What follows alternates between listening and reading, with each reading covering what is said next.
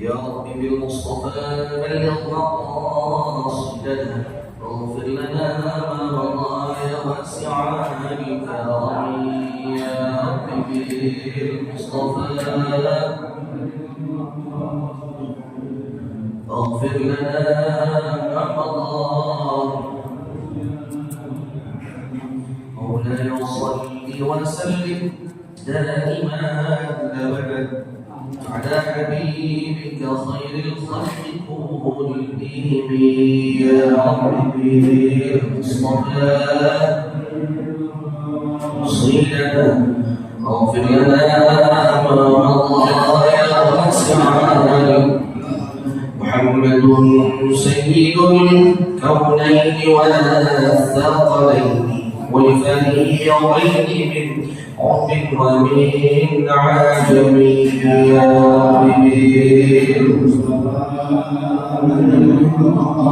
صلنا واغفر لنا ما مضى يا واسع اللهم صل وسلم وبارك عليه وعلى اله الفاتحه الحق سيدنا محمد شفيعنا رسول الله محمد بن عبد الله صلى الله عليه وآله وصحبه وسلم إلى أرواح الأنبياء والمرسلين والملائكة المقربين وإلى أرواح أزواج رسول الله أجمعين وأمهات المؤمنين وأهل بيت رسول الله أجمعين والخلفاء الراشدين ساداتنا أبي بكر وعمر وعثمان وعلي وأصحاب رسول الله أجمعين والتابعين ومن تبعهم بإحسان إلى يوم الدين من العلماء العاملين والأولياء والشهداء والصالحين والأئمة المجتهدين وإلى أرواح جميع سادتنا آل بعلوي وذوي الحقوق عليهم أجمعين وإلى أرواح مشايخنا في الدين وعلمائنا وأساتذتنا وذوي الحقوق الواجبات علينا وجميع الدول من المسلمين والمسلمات والمؤمنين والمؤمنات أن الله تعالى يغشاهم البحر والمغفرة نصره وجنة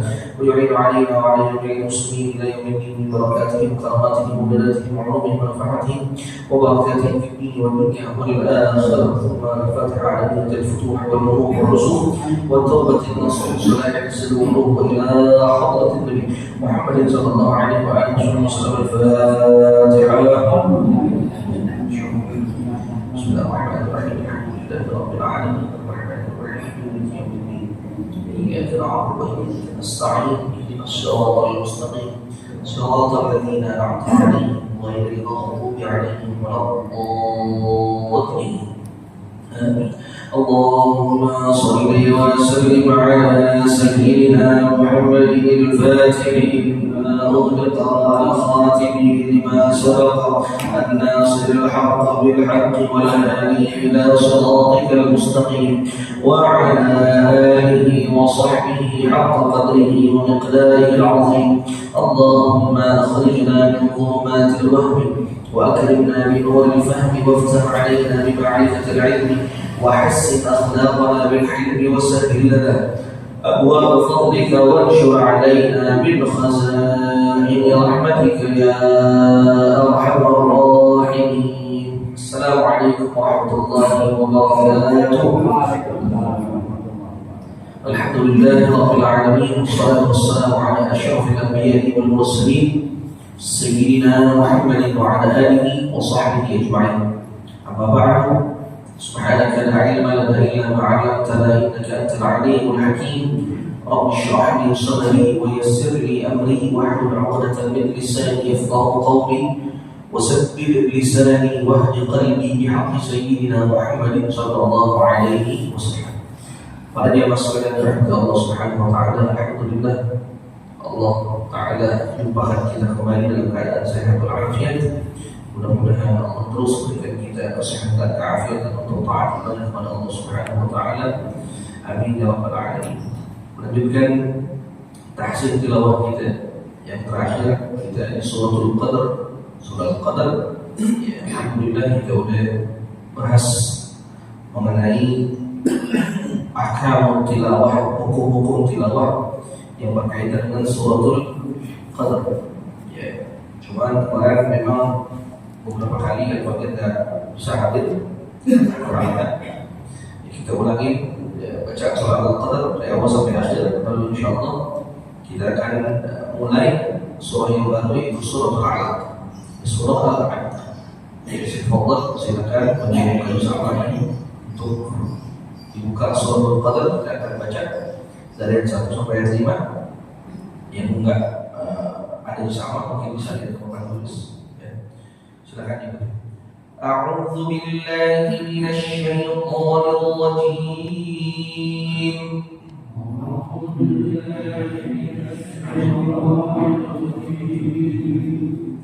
Bismillahirrahmanirrahim.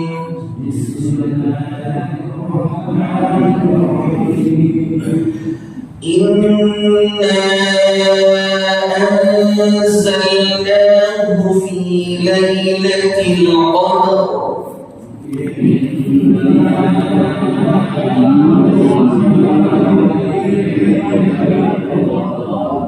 Jangan lupa di ujungnya itu ada dua huruf yang jadi sukun.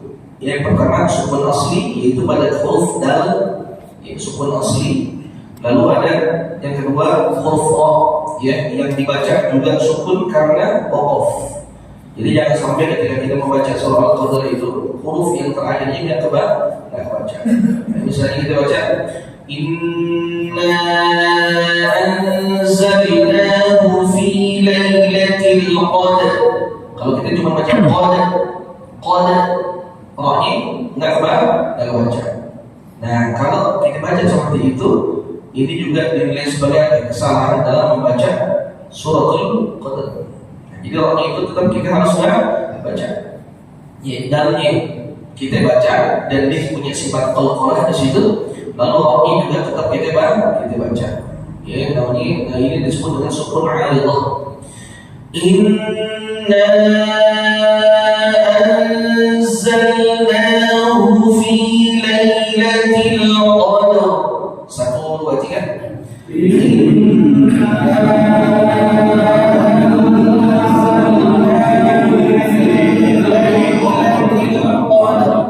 Bacanya jadi sama. Ya, tempo bacaannya, motif bacaannya disamain. Kalau kita mau belajar tahsin, kalau kita mau belajar baca Quran itu, jangan kita pakai tempo sendiri. Ya, ikutin tempo yang dicontohkan. Ya, agar bacanya bareng. Jadi itu salah satu cara belajar Quran. Ketika kita baca Quran, gurunya mencontohkan dengan tempo bacaan motif tertentu, diikuti motifnya. Jadi jangan baca dengan motif atau dengan tempo sendiri. Sekali lagi, silakan. Inna anzalnahu fi lailatul qadr. 1, 2, 3. Inna anzalnahu fi lailatul qadr. Qadr ada huruf qa. Jadi jangan dibaca qadr, jadi qadr ada hurufnya. Ya.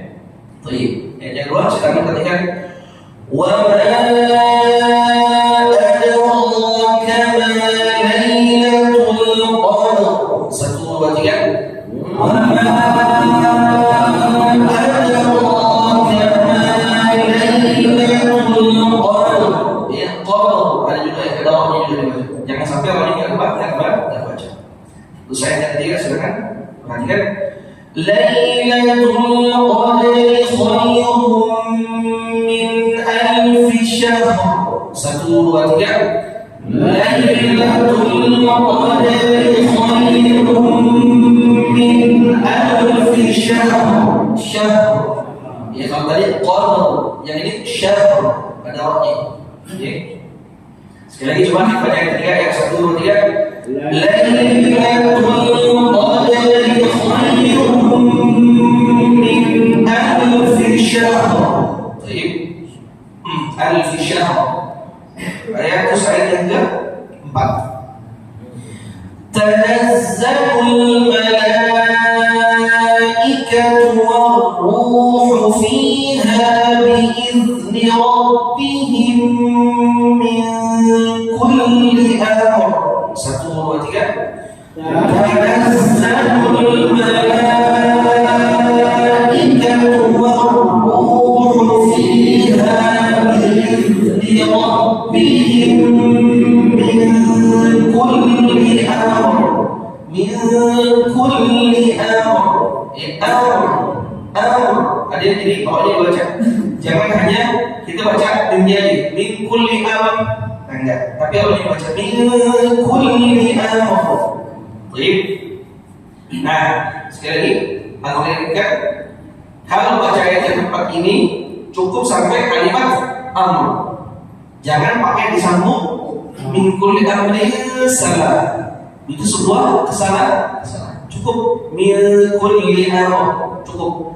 Jangan sampai besok tanazzalul malaikatu war-ruhu fiha bi'izni rabbihim min kulli amrin salam. Enggak ada baca kayak gitu. Cukup min kulli am. Baik. Kenapa ya? Karena di situ ada waqaf. Jadi sempurna bacaannya, enggak usah pakai dibaca potongan ayat selanjutnya. Nah, itu sebuah kesalahan. Baik. Ayat 5 silakan. Perhatikan. Salamun hiya hatta matla'il fajr. 1, 2, 3. Salamun hiya hatta matla'il fajr. Salamun hiya hatta matla'il. Rufa'nya itu ada kekuatan itu hatta matla'il fajr. Fajr ada tetap lagi dibaca, jangan hanya fajr. Nah, itu ya. Jadi untuk bacaan-bacaan seperti ini cukup banyak dalam Al-Quran. Bacaan syukur alillah, ya bacaan syukur alillah ini cukup banyak dalam Al-Quran. Jadi mohon kalau besok seandainya kita ketemu ini diperhatikan.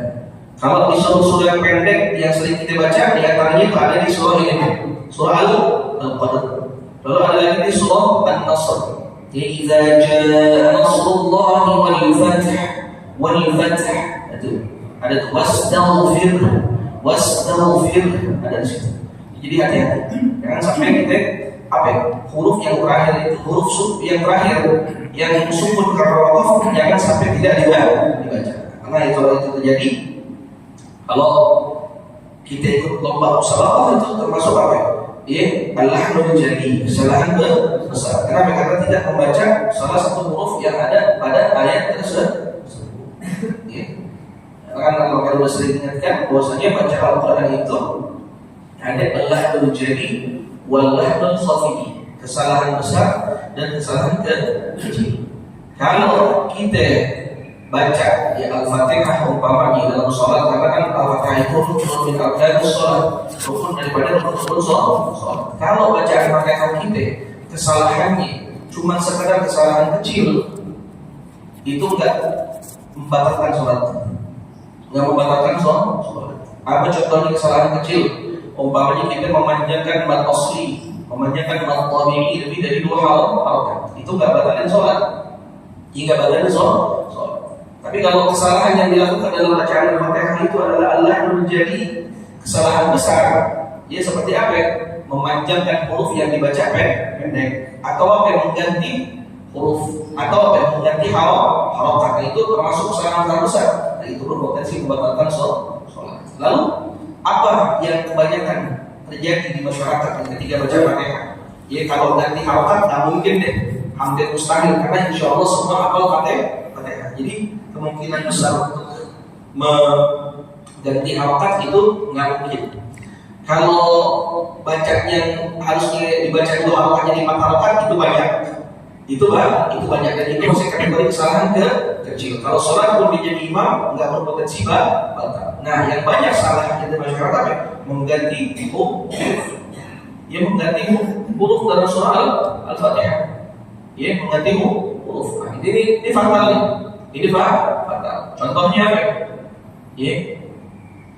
Ibdalul ghain, mengganti huruf ghain, huruf ghain dengan huruf apa? Dia baca karena nggak bisa ucapin huruf ghain, diganti pakai huruf g. Diganti pakai huruf g. Jadi ghairil maghdubi. Jadi ghairil maghdubi itu fatal. Ini fatal. Kalau dia jadi imam atau begitu, satu masjid batal sholat. Satu masjid batal sholat. Ghairil maghdubi. Nah, itu terus apa? ibdal dhad bidal, mengganti huruf apa? Huruf dhad dengan huruf dal. Huruf dhad, dhadidu, ghairil maghdubi, diganti menjadi huruf dal, ghairil maghdubi alaihim walad. Nah itu juga termasuk yang fatal itu, kesalahan besar. Ya, berpotensi membatalkan sholat. Ada imam kayak begitu, satu masjid sholatnya batal. Kenapa? Melupakan ini kan tidak boleh.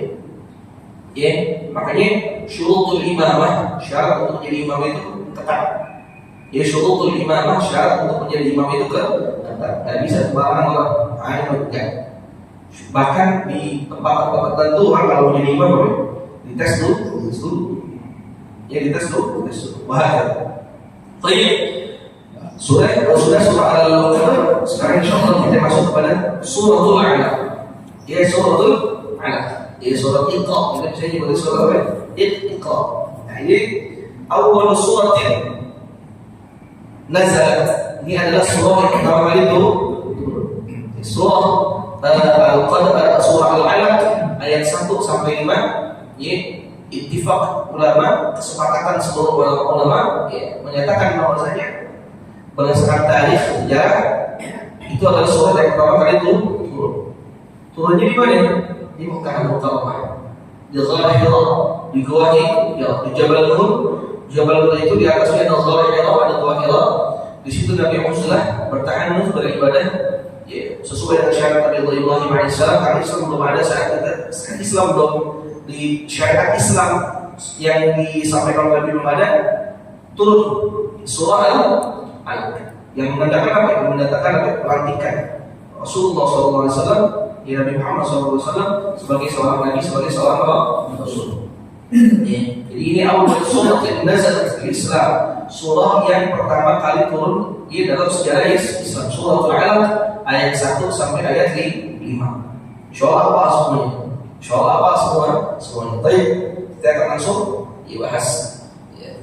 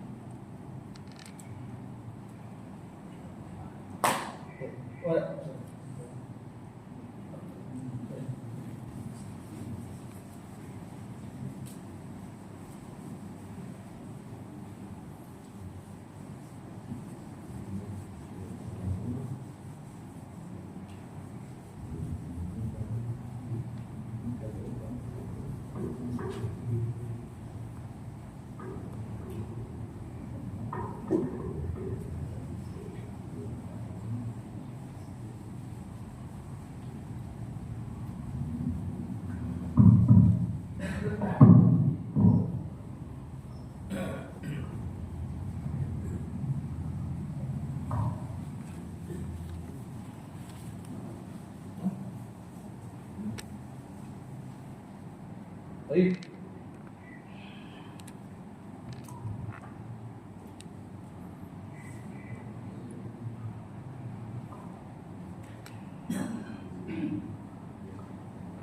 Baik. Surah Al-Alaq ayat yang pertama.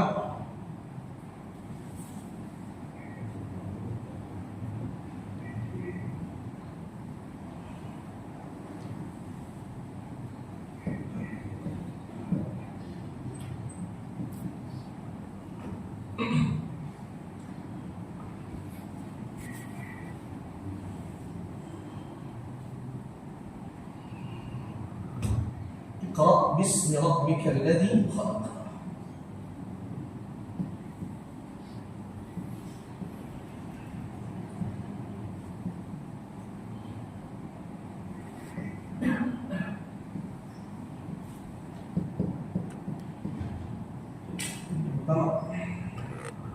Ya.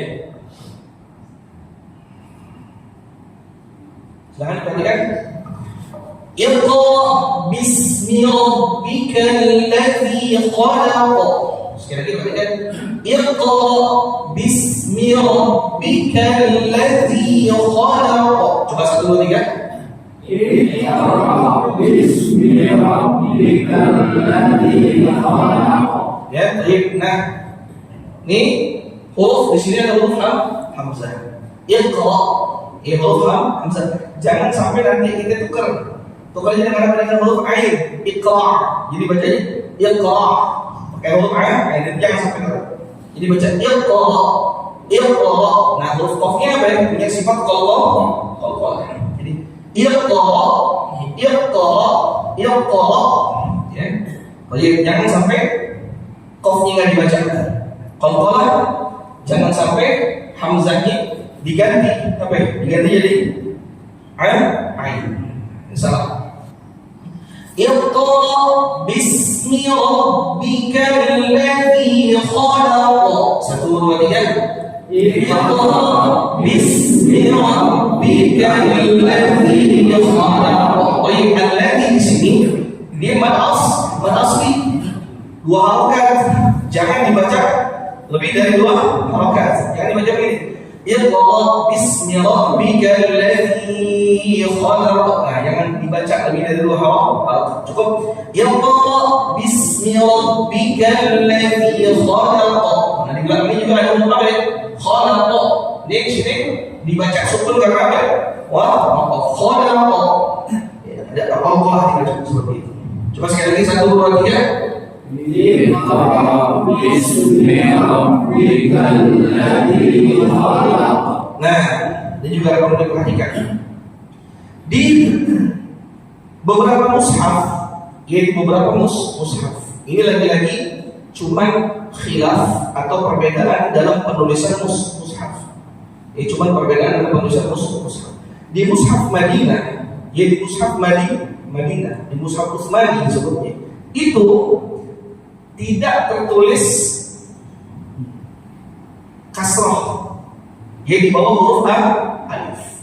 Coba kalau di sama ada nggak kasroh? Di sama ada, di sama ada. Di Quran cetakan Departemen Agama ditulis, di Al-Quran cetakan Departemen Agama ditulis harokat kasroh pada huruf alif. Sedangkan di mushaf Utsmani, di mushaf Utsmani itu tidak ditulis harokat kasroh. Kenapa kok begitu? Apakah salah dalam tulisan? Enggak salah. Ini cuma khilaf, perbedaan pendapat. Kenapa kok di mushaf Departemen Agama ditulis, ditulis apa namanya, kasroh? Nah, ditulis kasroh itu di mushaf Departemen Agama tujuannya untuk memudahkan. Tujuannya untuk memudahkan. Kenapa? Karena umumnya orang Indonesia itu jarang membaca wasol antara basmalah dan jarang membaca wasol antara basmalah dan ayat. Jadi bacanya gimana? Bismillahirrahmanirrahim. Waqaf kan? Waqaf. Sengaja ditulis, jadi ketahuan awalnya hurufnya apa? Kasroh. Iqra bismi rabbikal ladzi khalaq.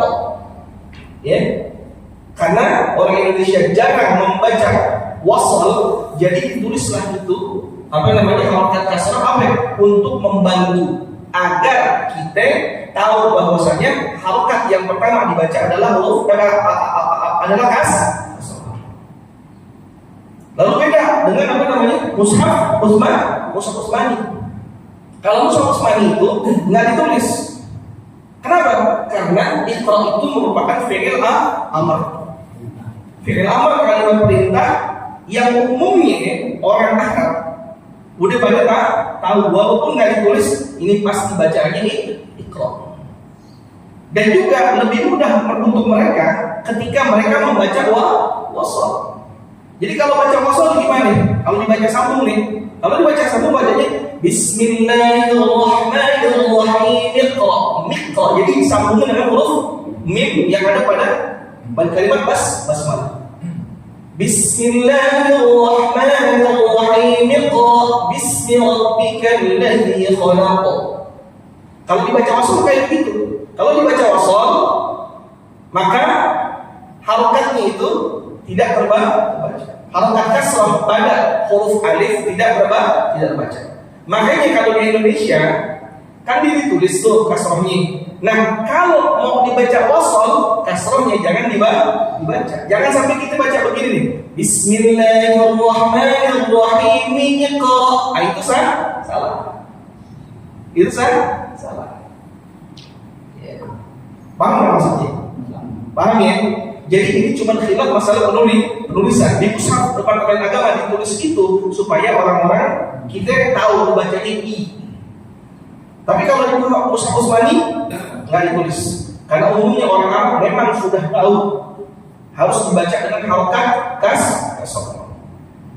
Udah gitu kebiasaan orang Indonesia membaca Al-Quran, membaca basmalah dengan ayat itu umumnya diambil di waqaf, nggak di wasol. Sehingga ketika mereka baca itu, mereka udah tahu, oh ini awalnya kasrohnya tertulis. Jadi bukan kesalahan dalam penulisan, memang ditulis seperti itu. Untuk apa? Untuk memudahkan. Bahkan Ghazali pernah menyampaikan bahwasanya mushaf cetakan Departemen Agama itu lebih banyak rambu-rambunya, lebih banyak ditulis masalah wakaf segala macam. Untuk apa? Untuk memudahkan orang Indonesia. Makanya cukup banyak perbedaan antara mushaf Departemen Agama dengan mushaf Utsman. Contohnya itu aja. Ya, tadi. Alhamdulillah juga ya.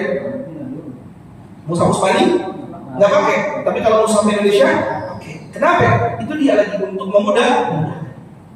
Jadi bukan kesalahan cetak, bukan kesalahan cetak. Memang metode penulisannya seperti itu.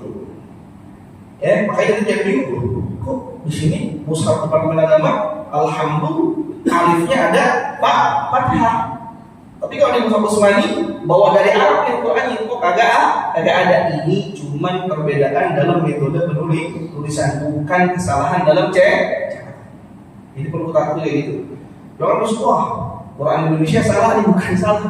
Memang metode penulisan seperti itu.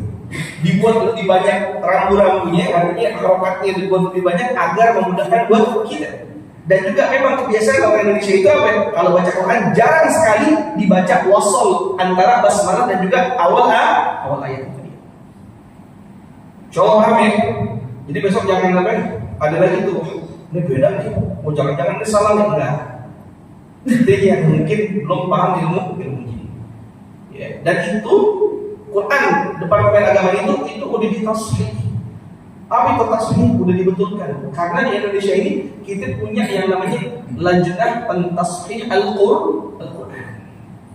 Jadi mereka itu orang-orang yang menyetujui oh ya udah Quran untuk orang Indonesia dicetak seperti ini. Supaya enggak ini. Ya seperti itu. Baik. Ya, insyaallah paham ya ayat pertama Iqra bismi rabbikal ladzi khalaq. Baik. Ayat kedua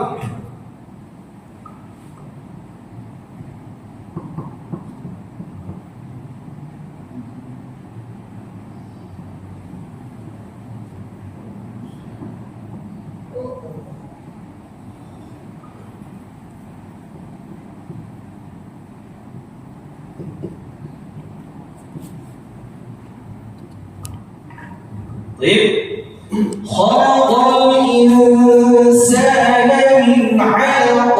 Coba satu dia. Khalaqal insana min 'alaq. Sama?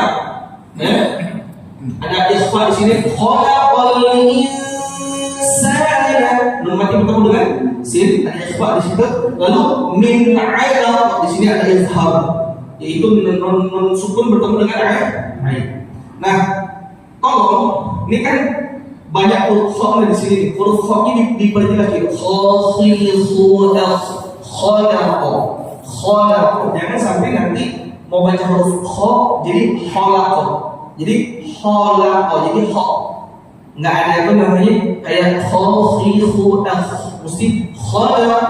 Jadi jangan khalaq, jangan dibaca khalaq, tapi khalaq kayak ada apa istilahnya namanya itu kayak sedikit mengeluarkan reaksi seperti itu.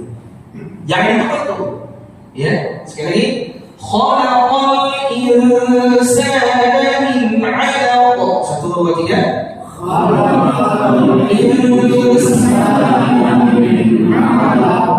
Baik, min 'alaq. Min 'alaq. Qalqalah jangan lupa, karena ini qalqalah kubra. Qalqalah besar, jadi khalaq 'alaq. Khalaq 'alaq. Gitu. Baik. Terus ayat yang ketiga sama ayat Iqra, ada kalimat Iqra juga.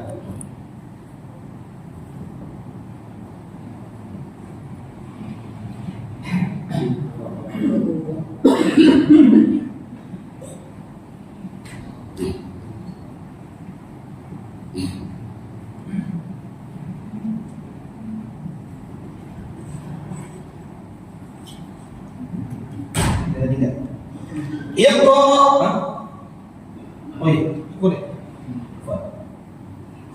Iqra wa rabbukal akram. Coba 1, 2, 3.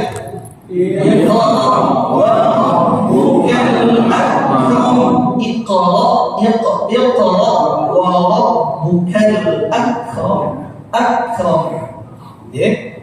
Spasi lagi 1, 2, 3. Iqra wa rabbukal akram. Akram. Jangan dibaca akram. Kalau dibaca akram salah. Kenapa? Karena dengan kita baca seperti tadi itu akram nanti kita mengkolakkan huruf kaf. Salah. Jadi akram. Baik, jangan dibaca akram. Kalau dibaca akram salah. Kenapa? Karena mengkolakkan huruf kaf. Coba sekali lagi baca 1, 2, 3. Iqra wa rabbukal akram. Baik.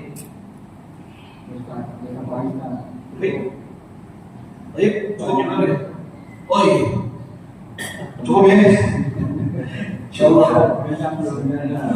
Yang penting dihafal dulu 3 surat. Iya. Al-muhim, yang paling penting dalam tahsin itu kita dapat mempraktekkan ini.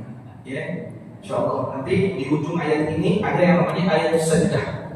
Ayat sajdah ini kita insyaallah kalau sudah selesai kita bahas mengenai ayat sajdah. Ayat sajdah. Baik begitu ya. Wallahu a'lam bis-shawab. Ya Rabbana i'tarafna bi anna i'tarafna wa annana asrafna 'ala ma ashrafna fatub 'alaina tawbatan تغسل كل عورة واستر لنا عوراتي وآمن روحاتي واغفر لوالدينا ربي ومولودينا والأهل والإخوان وسائر الخلان وكل ذي محبة أو جيرة أو صحبة والمسلمين آمين ربي يسمع فضلا وجودا من نال باكتساب منا بالمصطفى الرسول في كل سر صلى وسلم ربي عليه عد الحب وآله وصحبه عداد طرش السرب والحمد لله في البدء والتناهي الحمد لله على نعمه والحمد لله على بركته الحمد لله حمدا يوافي نعمه ويكافئ مزيدا الحمد لله رب العالمين يا رسول الله سلام عليك يا رفيع الشان والدرج يا رسول الله سلام عليك يا رفيع الشان والدرج يا رسول الله سلام عليك يا رفيع الشان والدرج اللهم صل وسلم وبارك على wabarakatuh.